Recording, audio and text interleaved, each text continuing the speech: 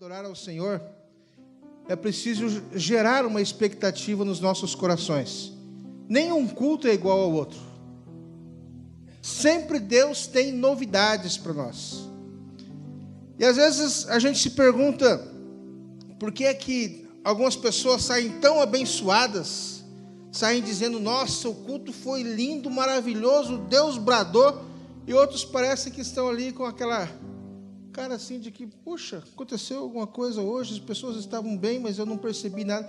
Talvez porque a expectativa dos nossos corações não estava naquele que tem para oferecer o melhor.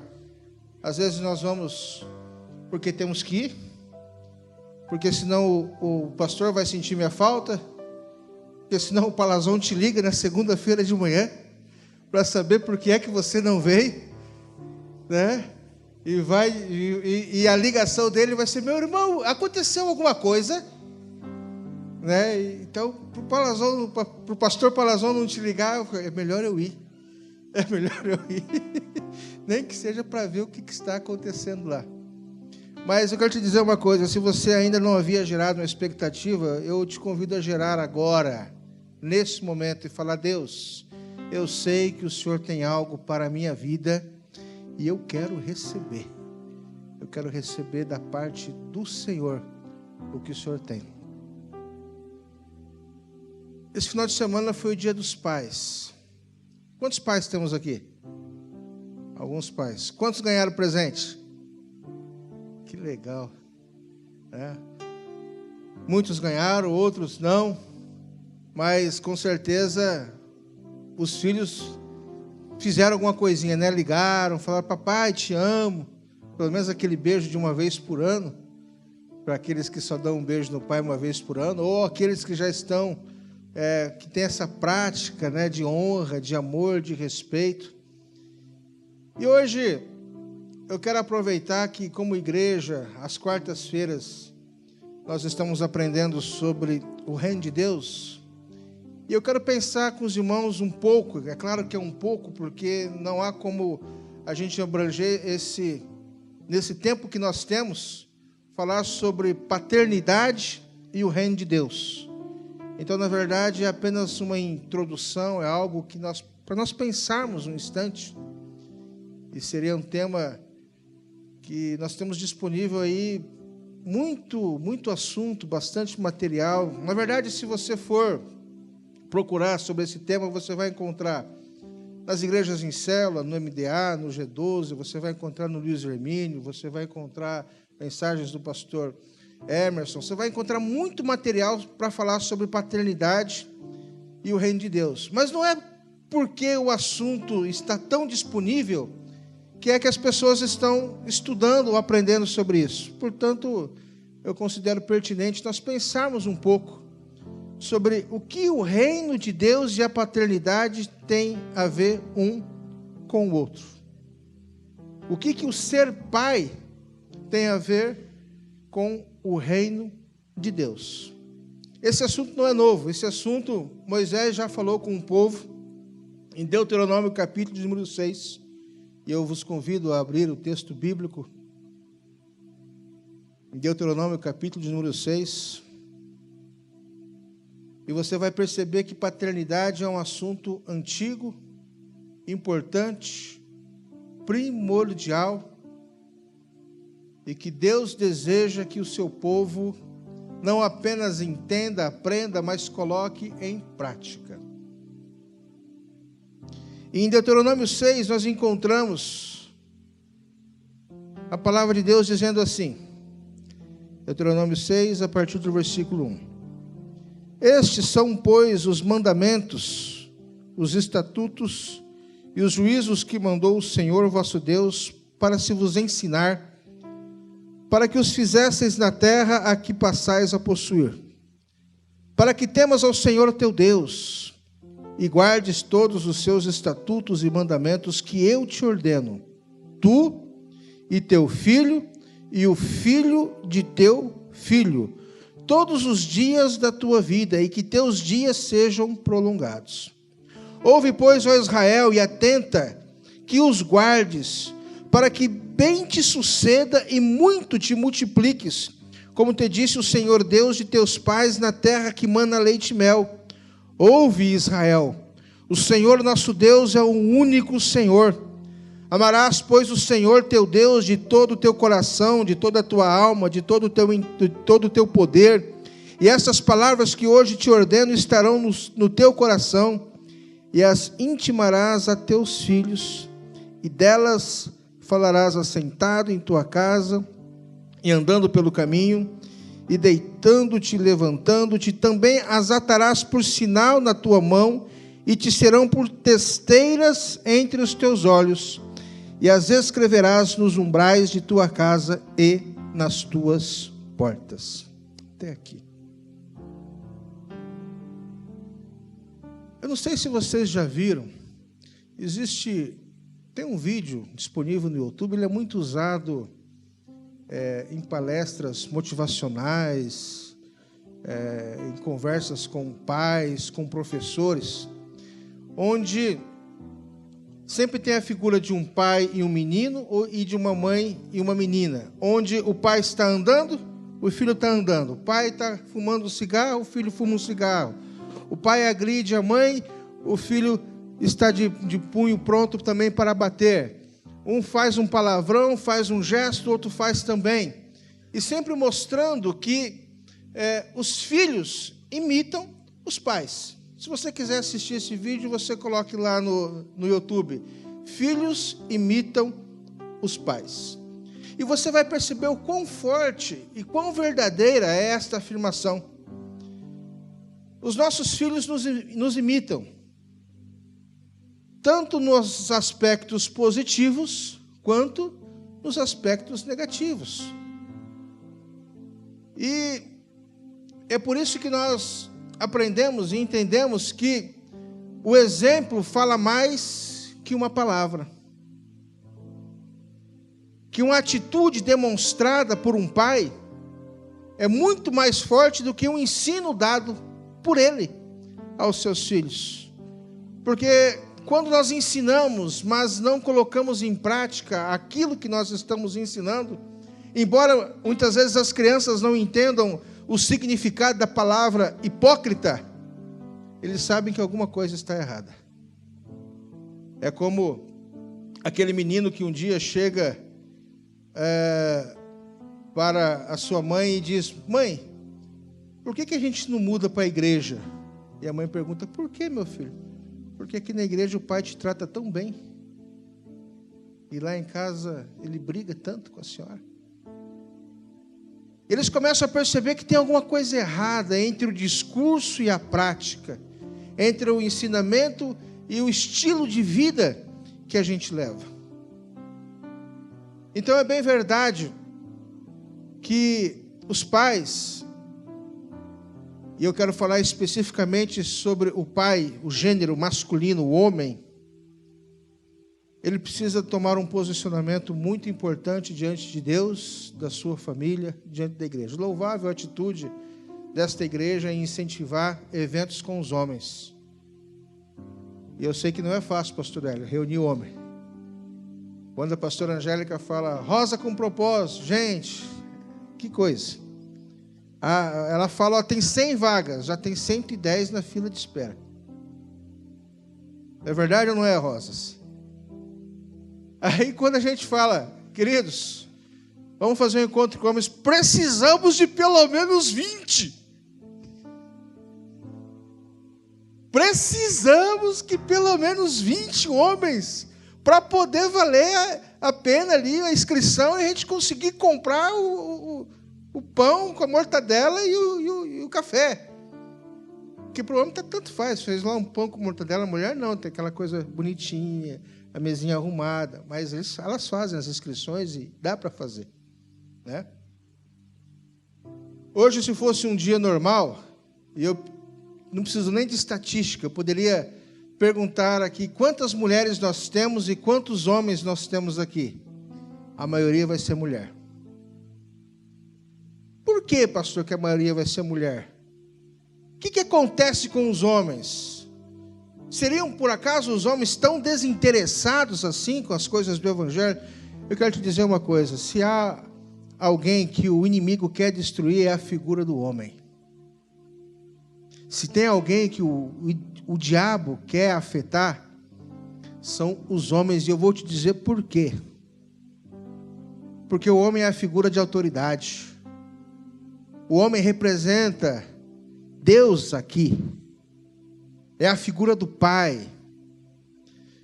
Veja só. Uma mulher se converte. Ela aceita Jesus. Está feliz com Jesus. E aí ela chega em casa e diz: marido, eu recebi Jesus como meu Senhor, meu Salvador. Vai lá, se arruma, põe a sua roupa boa. Filhos, se preparem que nós vamos para a igreja. O que vai acontecer?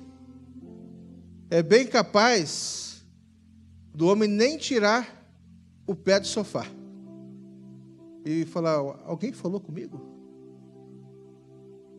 Mas, se for ao contrário, um homem se converte, recebe Jesus Cristo como seu Senhor, como seu Salvador, num domingo. No outro domingo ele diz assim para a esposa: mulher, aquele teu vestido bom, separa ele, se prepara. Meninos, se arrumem que nós vamos para a igreja. Eles vão vir para a igreja, sim ou não? Eles vão vir para a igreja. A mulher pode até falar: mulher, vamos? Eu quero hoje que a nossa família vá. A família vem. Receber a Cristo ou não é outra história. Se a mulher naquele dia vai aceitar Jesus, se os filhos vão se arrepender, mas é uma questão de tempo, sabe por quê? Porque foi vencido um principado, foi vencido uma potestade, foi quebrada uma fortaleza, e a fortaleza foi do homem ter se convertido. A palavra para o homem é: crê no Senhor Jesus, será salvo tu e a tua casa. Crê no Senhor Jesus, será salvo tu, começar no homem, e na tua casa. É por isso que hoje o inimigo investe tanto, e por favor entendam, não é homofobia, mas o inimigo investe tanto na feminilização do homem. Não se fazem mais homens como antigamente. Meu irmão, tem sido motivo de alegria para os pais, quando o menino, quando chega na idade de namorar, chega para o pai e para a mãe e diz: estou namorando. E o pai pergunta: com quem, filho? Aí o menino fala e diz o nome de uma menina, e o pai: ufa, é uma menina. Antigamente isso não acontecia. No nosso tempo, né, pastor Hermes? Né? Não tinha esse medo dos pais. Por quê? Porque hoje tem sido implantada uma ideia de que é machismo achar que o menino, que nasce menino, precisa ser homem. É a tal da ideologia do gênero, da identidade de gênero. Espera crescer, ver o que vai acontecer. Vai dando boneca e bola, e aonde ele pender mais é onde vai acontecer.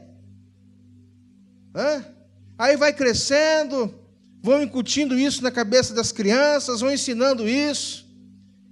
Aí vem aquelas ideias de que o menino não pode ser um machinho. No meu tempo de criança, a gente brincava normalmente de polícia e ladrão, com arminhas de brinquedo. E não tinha esse negócio de bullying, não. Esse negócio, ô gordo baleia, ô cabelo arrepiado, ô não sei o quê, pipipi, papá, aquelas coisinhas. Ninguém voltava para casa chorando, pedindo um psicólogo, um psiquiatra, porque tinha sofrido um bullying e estava apavorado agora com síndrome de pânico. Não que eu queira que isso aconteça hoje, mas no meu tempo umas bolachas resolvia rapidinho. O que estava recebendo o tal do bullying já dava na orelha do outro, e que só chorava porque estava com a orelha ardida. Mas não tinha essas coisas que estão acontecendo hoje, dessa sensibilidade, dessa coisinha que os homens agora estão ficando frouxos. E o inimigo está investindo por demais para destruir essa figura chamada homem. Jetro, certo dia chega para Moisés num momento muito difícil na vida de Moisés, onde ele estava com um fardo muito pesado. E ele precisava dividir aquele fardo, ele precisava ser socorrido. Ele chega para Moisés e fala: olha aí entre os homens, e escolhe dentre eles homens capazes, tementes a Deus, homens de verdade e que aborrecem a avareza. Homens de verdade. Onde estão os homens de verdade? Onde estão aqueles que são capazes, que são tementes a Deus e que estão disponíveis e dispostos realmente a ser a figura de Deus dentro do seu lar? Quem é responsável pela formação dos filhos é o pai. É o pai que dá destino. É o pai que gera identidade. Quando você olha na Bíblia, os pais dando nomes aos filhos, quando eles ministravam, e era ministravam esses nomes aos seus filhos, quando ao 8º dia se apresentava diante do sacerdote, quando tinha aquela cerimônia então da circuncisão, e dizia: este aqui é Lucas, vai ser um médico. Esse aqui é Elias. E Elias significa o Senhor é Deus. O propósito desse menino vai ser mostrar para todo Israel que só o Senhor é Deus. E aí eles começavam e davam esses nomes.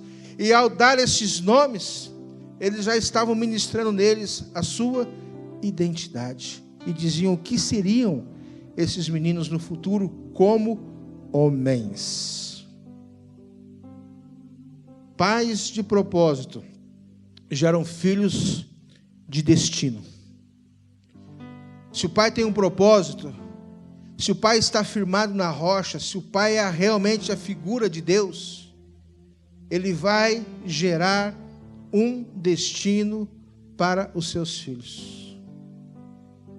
E vou te dizer uma coisa, e eu digo como pai: o pai que é um pai de propósito e que quer gerar um destino, não está preocupado se o seu filho vai ser melhor do que ele. Pelo contrário, ele quer que seu filho seja melhor do que ele.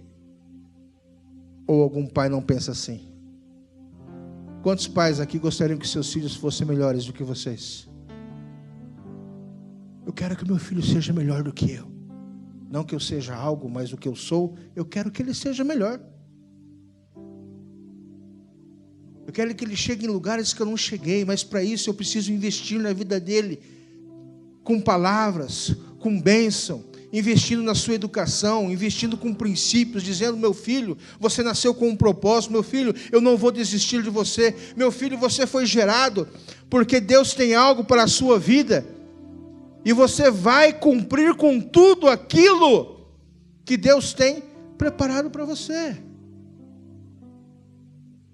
Pais que dão a vida, que se comprometem e que não se conformam com pequenos momentos de fraqueza e derrota que porventura seus filhos possam estar passando. Quem é o pai que na primeira derrota desiste do seu filho? Quem é o pai que quando vê que o filho está caminhando por um caminho onde ele não ensinou, ele está se desviando, sabe que seu caminho é de morte, vai chegar para o seu filho e vai dizer assim: faz o que você bem quiser, eu não estou nem aí para você.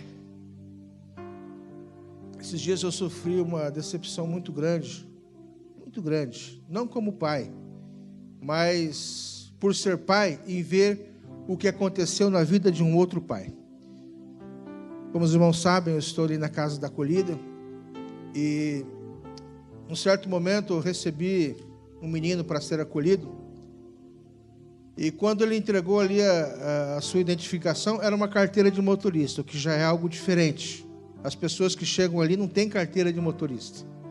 Eles têm boletim de ocorrência de extravio, têm uma identidade de 1900 e bolinha, têm uma carteira de trabalho, uma cópia de uma carteira de trabalho bastante amassada. Eu peguei aquela CNH, olhei para a foto e olhei para ele. Quando eu olhei para a foto, eu falei: esse menino tem pedigree. E aí eu olhei, escaneei, ele ficou olhando para mim, desconfiado, não fiz nada, deixei ele sair. Fui fazer a checagem, como eu comumente faço. A gente faz as consultas básicas, né, quando precisa, já manda um xerox para o irmão. Cadê o Paulo? Está aí ou não? Paulo PM. Paulo não está. Já mando para ele, já peço a consulta do SIGO. Tem alguma coisa, meu irmão? Não tem, está tudo bem, está beleza, está bom. Né? Faço a consultinha no TJ. Mas quando eu consultei aquele menino, estava uma reportagem assim: mãe procura desesperadamente filho desaparecido. Eu falei, epa. Olhei, li, conferi, consultei o nome da mãe, fui para as redes sociais, achei ela no Facebook, morava em Cáceres. O pai, policial rodoviário federal. A mãe, oficial de justiça. Encontrei os dois no Face, entrei em contato com os dois, mandei cópia da CNH, rapidamente se identificaram: sou eu, é meu filho, cadê meu filho, como é que está meu filho? Falei, está bem, está vivo, está acolhido. E aí fiz o papel, então, de intermediar esse encontro. Não falei nada com o menino, mas providenciei para que os pais pudessem vir e se encontrar com o menino. Vieram, chegaram, passaram o dia inteiro viajando, 1.200 quilômetros de Cáceres até aqui em Dourados. Pousaram no hotel aqui pertinho. No outro dia de manhã, me ligam: posso ir ver meu filho? Vem. Chamei o guri para dentro de uma sala. Falou: aguenta aí que eu preciso conversar com você. E aí, quando entra o pai e a mãe: meu filho, o que vocês estão fazendo aqui? Meu semblante caiu. Filho, volta com a gente. Não vou. E aí os adjetivos que ele colocou eu não posso falar aqui do altar. Não dá. Realmente não dá. Mas aquele filho rejeitou voltar com os pais. Colocou um monte de objeções. O menino que vive com síndrome de pânico, quando não consegue um quarto de hotel, ele dorme com um galão de gasolina e um isqueiro, um fósforo perto, com medo de alguém pegar, fazer maldade com ele. Menino talentoso, músico. Quando você olha ele nas redes sociais e olha para ele, não tem nada a ver um menino com o outro. Mas aquele pai diz: filho, perdão. Onde é que eu errei como pai, filho? Eu te amo. E uma das coisas que havia me dado esperança é que quando eu entrei em contato com eles, o pai dele disse assim: eu ontem, era uma sexta-feira, tinha ido na igreja e orado ao Senhor e pedido a Deus que me desse o paradeiro do meu filho. E aí agora o Senhor aparece, o Senhor me fala que é pastor, então Deus colocou gente boa na vida do meu filho, então Deus está nesse negócio. E eu criei realmente que se Deus estava nesse negócio era para o moleque voltar. Mas o guri não quis voltar. Mas o pai não desistiu do filho. Me adicionou no Facebook, ele e a esposa, converso com eles de vez em quando. Tenho procurado, na medida do possível, monitorar para saber. Os pais compraram um celular para o menino poder se conectar. O menino não liga o celular. Não vai numa lan house para mandar um: oi, estou aqui. E aqueles pais, quando conversam comigo, dizem: eu não perdi a esperança de ter meu filho de volta. Talvez em algum momento da vida eles erraram, pecaram, falharam em alguma situação, mas de fato ele não quis retornar, mas os pais não desistiram. Que pai dos que estão aqui, sabendo que o filho está numa necessidade, sabendo que o filho está numa casa de acolhida para morador de rua, não para tudo que está fazendo, não pega o seu carro, não pega um avião e vai para tentar salvar o seu filho? Eu vou. Graças a Deus não precisará acontecer isso. Mas eu, como pai, eu digo com toda a convicção: para salvar a vida do meu filho, não tem emprego que me segure, Não tem situação alguma que diga que eu não possa fazer para salvar a vida do meu filho. Mas um pai de propósito, um pai que dá destino, um pai que investe, dificilmente ele terá que passar por uma situação como essa. É claro que hoje preparar os nossos filhos para viver uma vida de santidade no meio dessa geração perversa, queridos, é uma coisa muito séria, é uma coisa muito difícil. Então é preciso considerar bem a expressão do texto aqui em cima, quando diz assim: ensinarás aos teus filhos. Eu quero, de uma maneira muito breve, dizer apenas que nessa palavra tem pelo menos aqui 3 grandes princípios para a educação dos nossos filhos. Em primeiro lugar, essa expressão diz respeito às atribuições de quem ensina e quem é ensinado. Quem é que ensina? É o pai. Quem que é ensinado? É o filho. Queridos, é preciso delinear bem os papéis dos filhos e dos pais. Os pais ensinam, os filhos aprendem. Eu costumo dizer para os meus filhos que o lar não é um ambiente muito democrático, pastor. Não há muita democracia no nosso lar. À medida que os filhos vão crescendo, eles vão tomando algumas responsabilidades, alguns privilégios, mas a palavra final sempre é dos pais. Então, não se tem muito o que colocar em votação. Já pensou, eu tenho 6 filhos e eu preciso colocar um assunto em votação e os filhos resolvem me boicotar e dizer, não, o pai não vai fazer. Não, não tem democracia na casa. Você pode ensinar o seu filho, você pode dar alguma liberdade para ele, desde que a sua autoridade não esteja comprometida. Ah, pastor, isso é autoritarismo. Bom, isso é o que a agenda esquerdista diz. É o que os comunistas, é o Foro de São Paulo, é o Hugo Chávez e é essa turma da bandeira vermelha que está dizendo que pai e mãe não têm maior privilégio, maior autoridade que filho. E é mentira. Pai e mãe é autoridade, sim. Deve ser honrado e respeitado, sim. O problema, queridos, é que muitas vezes os pais, e o pai especificamente, têm renunciado, abdicado voluntariamente da sua prerrogativa, da sua autoridade em ensinar, e acaba deixando a questão do ensino para os outros. Meu irmão, educação vem de casa. Você não pode atribuir à escola o direito de educar o seu filho. Escola ele vai para aprender matemática, os que conseguem, né? Português, né? Física, química, geografia. Vai aprender a educação formal, né? Vai passar de ano, sair do fundamental para o médio, do médio para o bacharel e daí por diante. Para isso eles são preparados, né? As escolas são preparadas para isso, para a educação formal, mas a educação de caráter é na sua casa. O pai não tem que atribuir a formação de caráter para a igreja. E a formação espiritual? É o pastor, né? Não. Eu vou te dizer uma coisa. O homem como provedor, e homem, presta atenção que eu estou falando para você.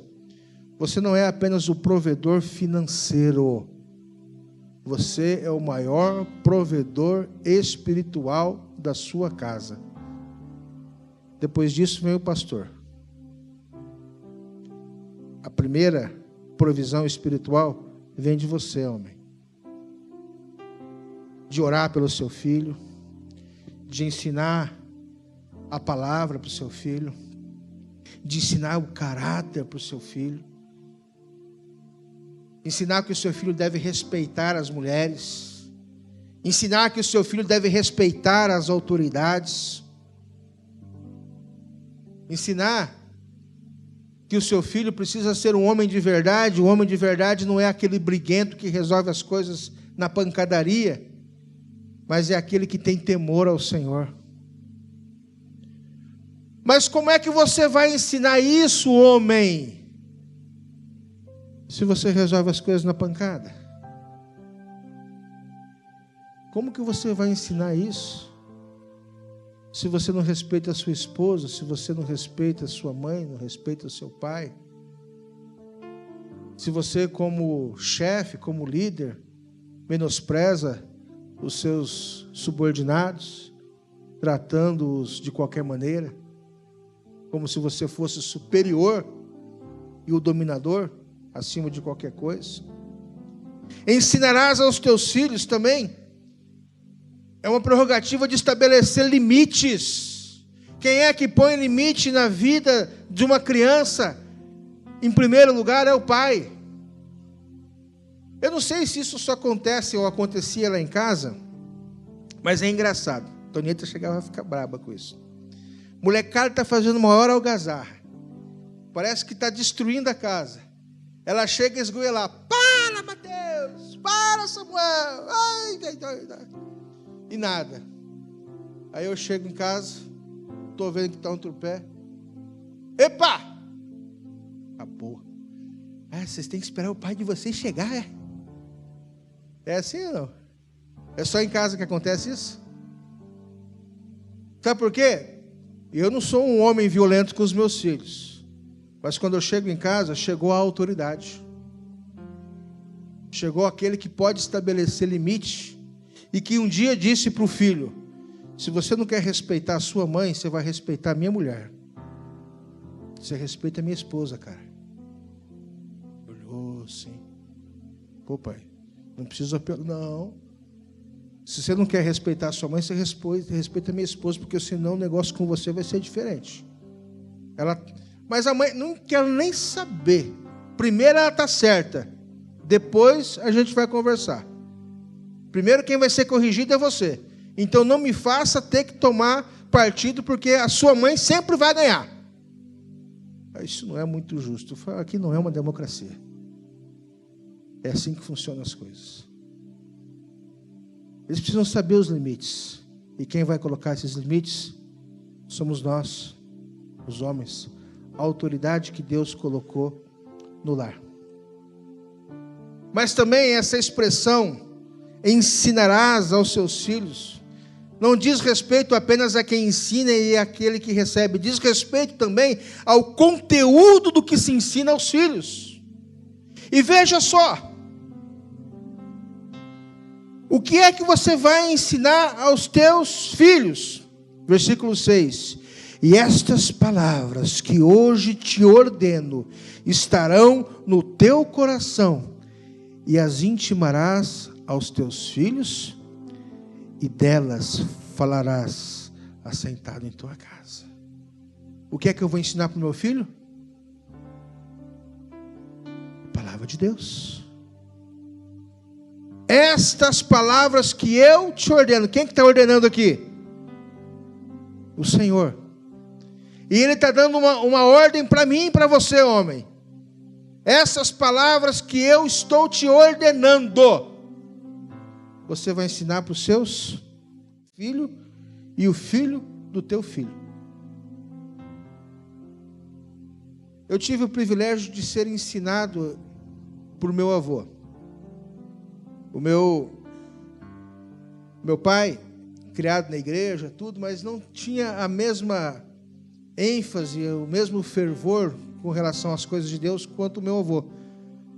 Meu avô era um homem que amava a palavra de Deus, que sem ser pastor fora recebido como membro honorário da Ordem dos Pastores Batistas do Brasil, e que sempre estava junto comigo me ensinando. Aos 15 anos, quando eu comecei a pregar, era ele quem estava lá na praça, em frente do hospital evangélico, junto comigo.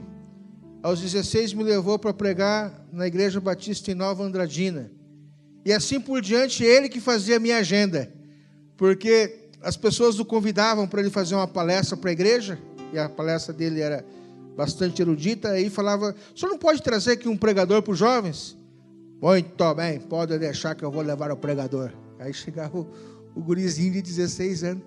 E um dia o pastor Marquete, lá da Nova Andradina, disse: cadê o pregador? Está aqui, meu neto. Esse aí? É. Deixa comigo, eu sei quem que eu trouxe. Sabe por quê? Ele sabia quem que tinha ensinado. Ele tinha me discipulado. Ele sabia muito bem o que ele estava levando, quem que ele estava levando. Porque se eu falasse qualquer besteira, pode saber que na volta, a conversa ia ser grande. Né? Não é apenas quem ensina e quem é ensinado, mas é o que é ensinado. Queridos, eu vou te dizer uma coisa. Se você tem condições de dar ao seu filho boa escola, curso de inglês, informática, balé, judô, e tantas outras atividades, aleluia, glória a Deus, coloca mesmo, investe mesmo, mas não deixa de investir no ensino da palavra de Deus. E te digo mais, o ensino da palavra de Deus não pode ser limitado ao domingo de manhã na escola bíblica dominical. Você é o responsável de ensinar a palavra de Deus. Pastor, eu sei tão pouco. Aquilo que você sabe, você passa. E aquilo que você passa, você viva. Porque teu filho vai observar a sua vida depois para ver se realmente o que você está ensinando é algo que você pratica e você está em condições de estar passando. E finalmente, queridos, em terceiro lugar, essa expressão, ela diz respeito também ao envolvimento dos pais com os seus filhos. Envolvimento. O que quer dizer isso? Quer dizer, queridos, que hoje nos tempos modernos, quando a gente chega em casa, está todo mundo às vezes na sala, mas cada um no seu WhatsApp, cada um no seu Facebook. E eu não sei vocês, mas eu já passei zap para minha esposa estando na sala e ela do quarto. Culpado. É só eu que fiz isso, tudo bem. Graças a Deus, ninguém aqui fez isso. Ninguém passou zap para a esposa estando em casa, um na sala e outro no quarto. Sabe o que é isso? É modernidade. Tudo bem, querido, não estou dizendo que é pecado fazer isso, não.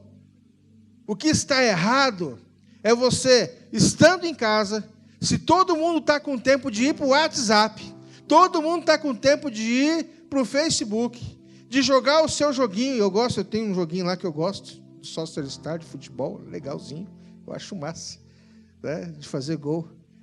Se tem tempo para fazer isso, tem tempo para parar um pouquinho e falar: gente, vamos ficar aqui na sala?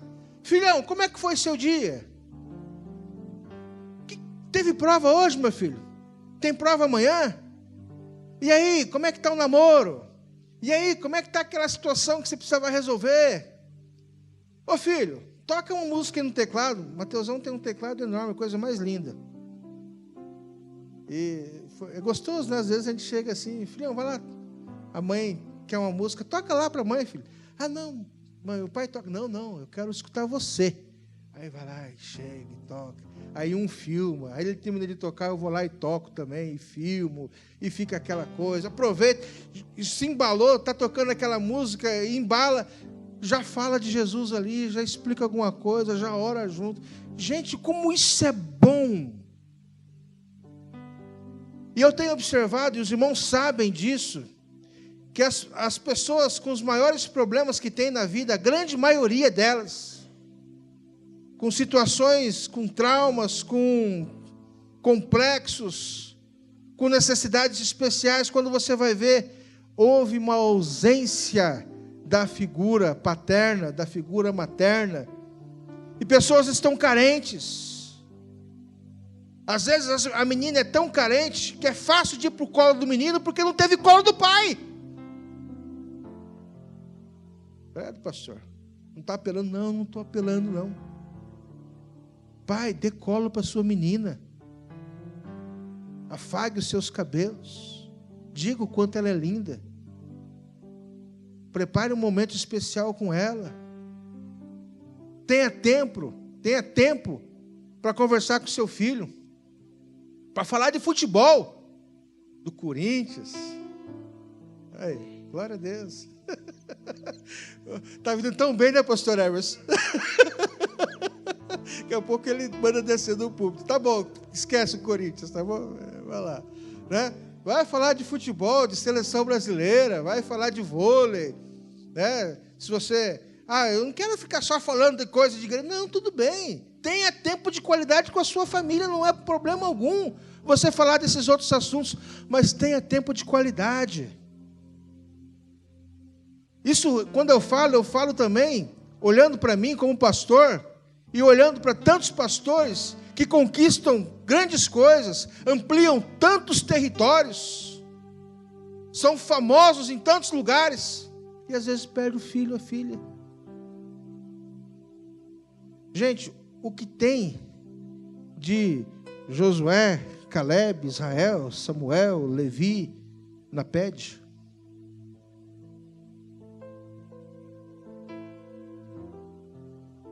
Essa semana, uma pessoa me ligou,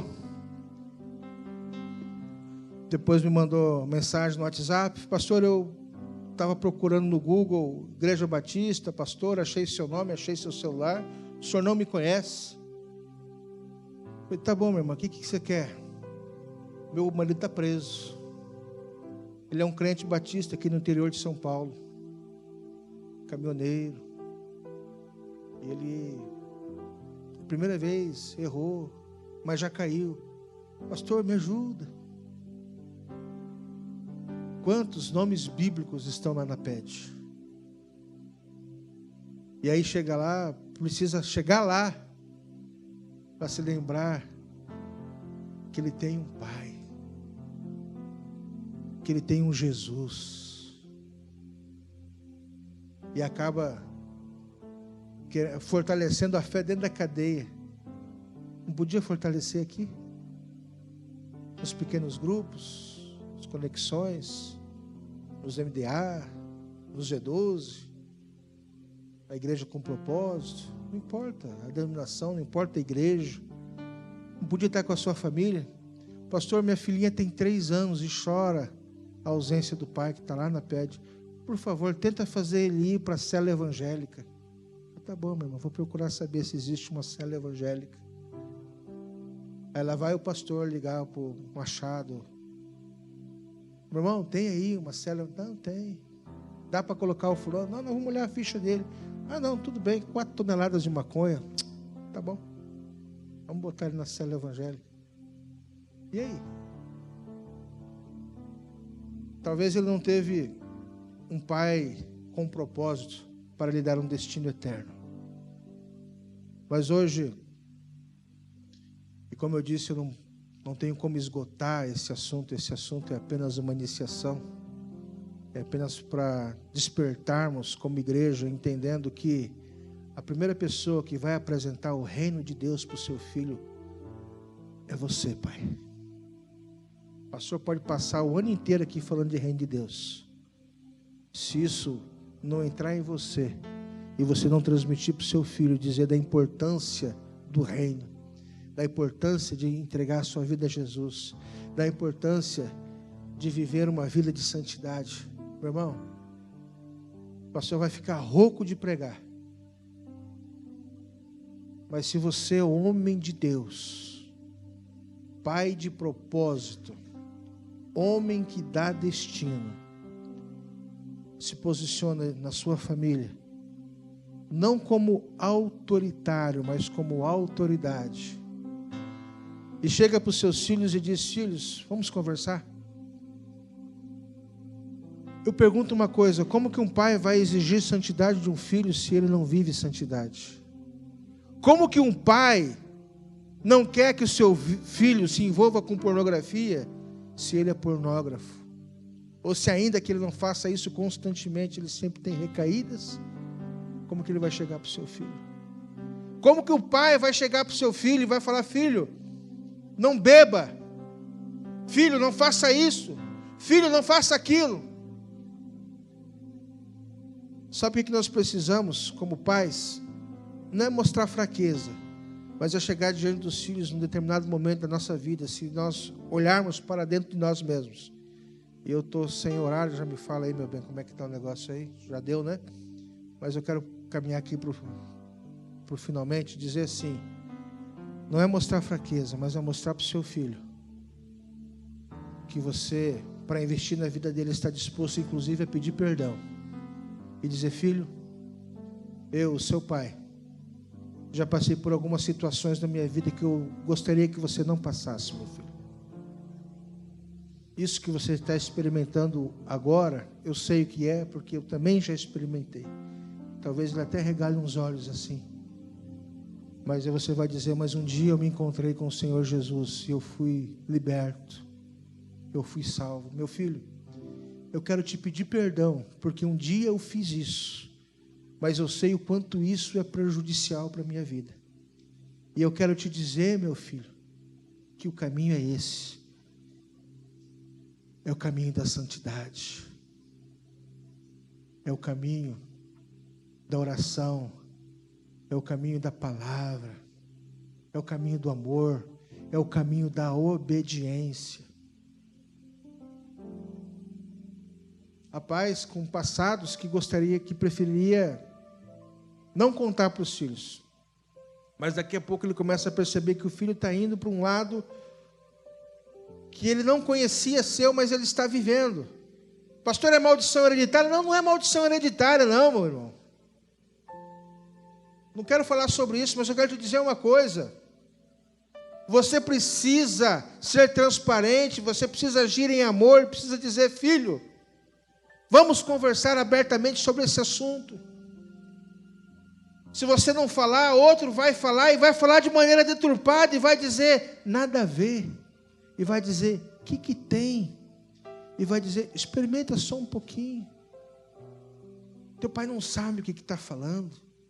Teu pai está contaminado, teu pai é fanático. Teu pai é igrejeiro. Rapaz, você tem que ter as suas experiências. Não, ele não precisa ter essas experiências.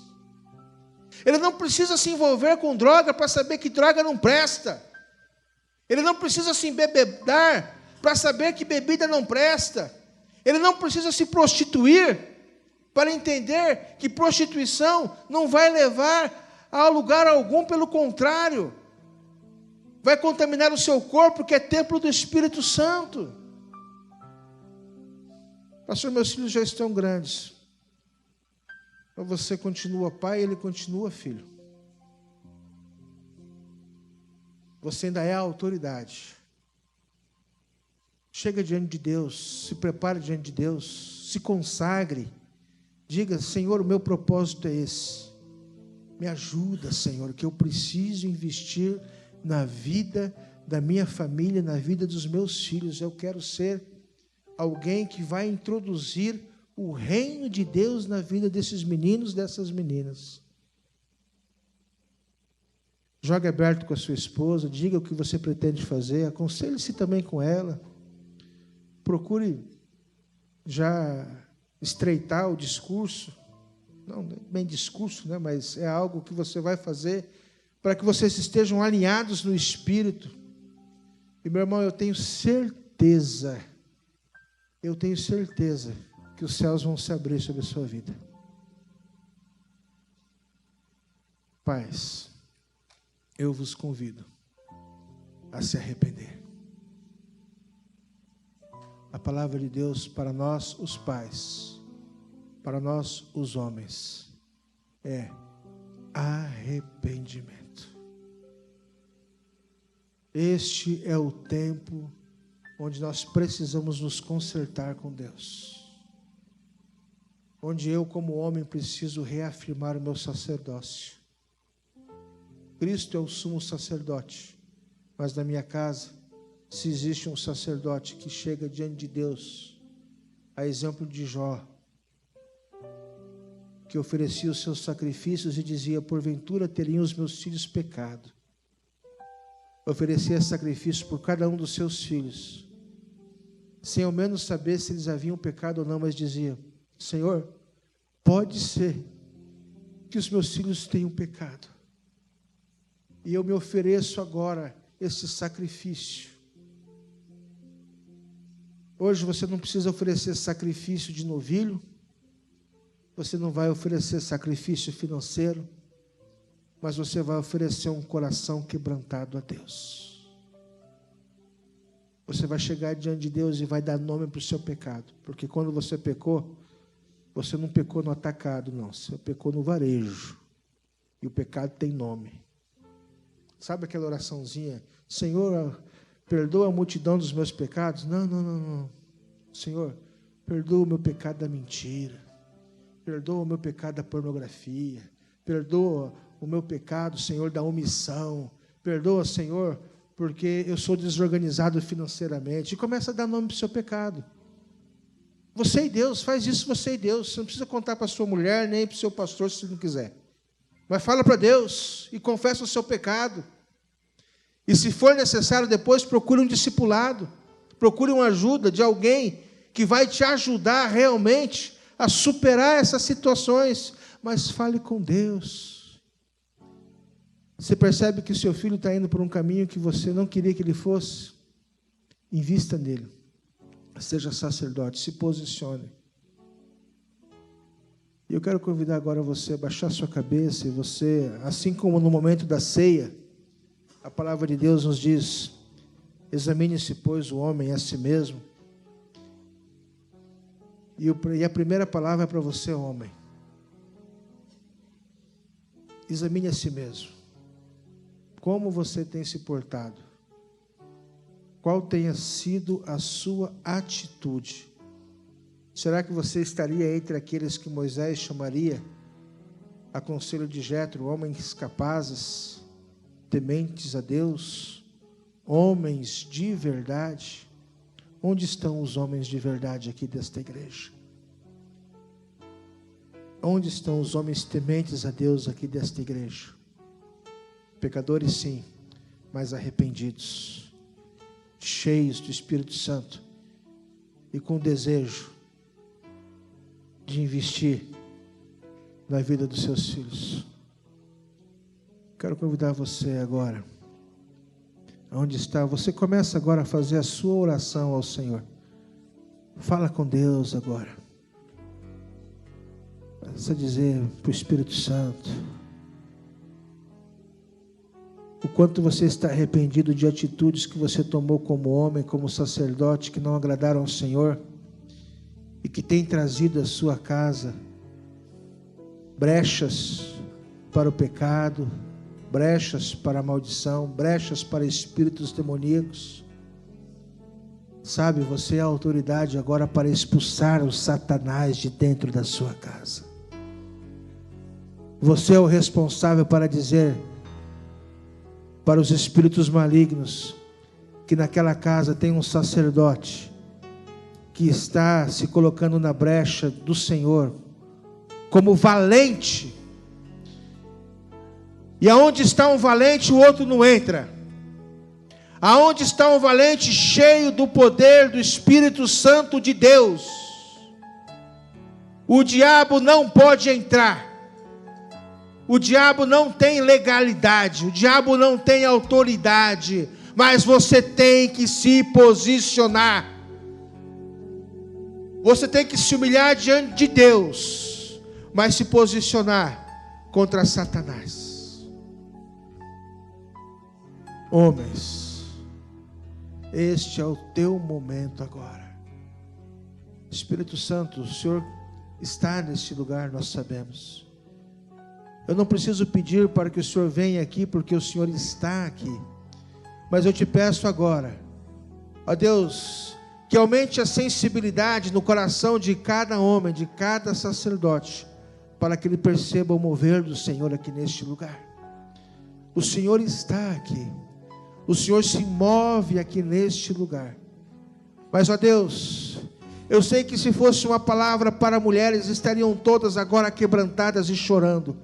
Mas nós, homens, ó Deus, também nos posicionamos diante de Ti, para nos humilharmos diante da potente mão do Senhor, e dizer que reconhecemos quando temos errado, quando não temos nos posicionado, quando não temos, ó Deus, nos colocado na frente do combate, e por vezes permitimos que o inimigo tenha tido algumas vitórias nos nossos lares. Mas queremos declarar que de hoje em diante um novo tempo, ó Deus, se inaugura nos nossos lares. E eu quero convidar os homens valentes que fizeram essa oração e que realmente querem se posicionar, que venham até aqui à frente, no nome de Jesus. Nós vamos estar orando por homens capazes, tementes a Deus, que aborrecem a avareza e que estão se posicionando. Quero pedir para o nosso pastor estar nos abençoando nesse momento, orando, que haja um novo tempo na minha vida, na sua vida, como homem, como valente, como sacerdote, em o nome do Senhor Jesus. Venha, queridos, venham. Venha debaixo do temor do Senhor, da graça do Senhor, submetidos a Ele, ao seu governo, submetidos à sua grandeza. Eu gostaria que todos pudessem estar em pé, e juntos nós vamos orar. Paizinho querido, é no nome de Jesus que unidos nós oramos agora, e o fazemos exatamente como Jesus, teu Filho, nos ensinou a fazer, reconhecendo acima de tudo a tua soberania, Pai, reconhecendo que tu és acima de tudo nosso Pai, Pai Santo, és Senhor acima nos céus, mas também seu senhorio está sobre nós como seus filhos. Nos inclinamos e nos rendemos à sua vontade, Senhor, ao seu querer, e acreditamos plenamente que a sua vontade aí no céu é feita de forma contínua, e que essa mesma vontade, Senhor, deva ser feita em nós aqui nessa terra, e nós queremos que isso venha, que a sujeição, que a submissão, que a autoridade, Senhor, seja restaurada nas igrejas desse país, nos ministérios, mas acima de tudo, Senhor, nos pais e nas mães desse país. Que como igreja, Senhor, nós possamos receber o teu auxílio do teu Espírito e nos reconduzir de fato aos lugares e às posições que o Senhor nos colocou, Senhor, como condutores de uma geração, como aqueles que hão de levar os seus filhos ao destino que o Senhor planejou. Senhor, que o teu propósito em nossas vidas seja real e vivo, de modo que consigamos sim ministrar e fazer com que eles sejam impetrados na vida de nossos filhos. Afinal de contas, Senhor, nós somos exatamente nada mais do que isso, do que condutores de uma geração à tua presença. E como sacerdotes do lar, como ministros do lar, como seus filhos, mas também como pais, eu quero no nome de Jesus, Senhor, nos colocarmos diante de ti em humildade, te pedir perdoa-nos. Perdoa-nos as falhas, perdoa-nos quando erramos, perdoa-nos, Senhor, por às vezes querermos coisas que ainda não nos é o tempo de tê-las. Perdoe-nos quando queremos que os nossos filhos compreendam aquilo que ainda não é tempo deles compreender. Perdoe-nos por dar a liberdade excessiva. Perdoe-nos, Senhor, por não lhes dar o tempo necessário de aprendizado com a tua palavra. Perdoe-nos por não assentar junto com eles e partilhar aquilo que está em nosso coração, da tua grandeza e da tua verdade. Perdoe-nos por não permitir que eles consigam ver o nível de espiritualidade que há em nós, a paixão por tua presença. Perdoe-nos por mostrar a eles a irreverência quanto àquilo que é o teu reino. Perdoe-nos por não ser os pais que o Senhor planejou e queria que fôssemos, mas nos posicionamos, Senhor, e declaramos diante de ti que o que pudermos fazer de melhor nós faremos, que o que precisar corrigir nós corrigiremos, que o que precisar alinhar com a tua vontade alinharemos.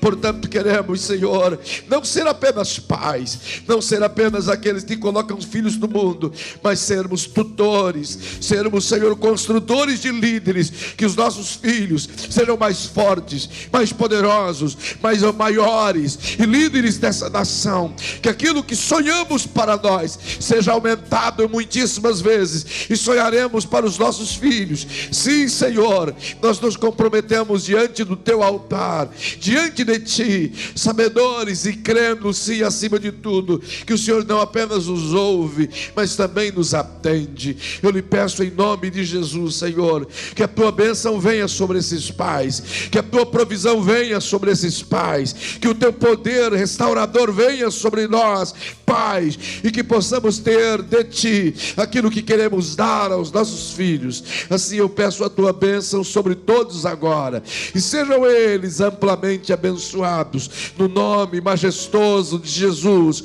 nosso Senhor, nosso Salvador. Aleluia, amém.